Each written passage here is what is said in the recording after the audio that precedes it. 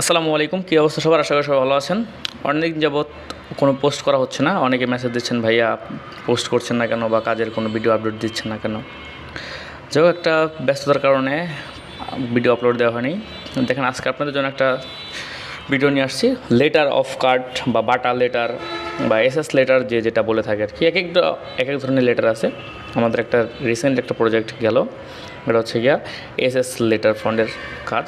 আপনারা দেখতে পাচ্ছেন যে এটা নিয়ে একটু ব্যস্ত ছিলাম, সেই জন্য হয়তো ভিডিও আপলোড দেওয়া হয় নাই বা অনলাইনে আসা হয় নাই। অনেক দিন সময় লাগছে এই কাজটা করার জন্য।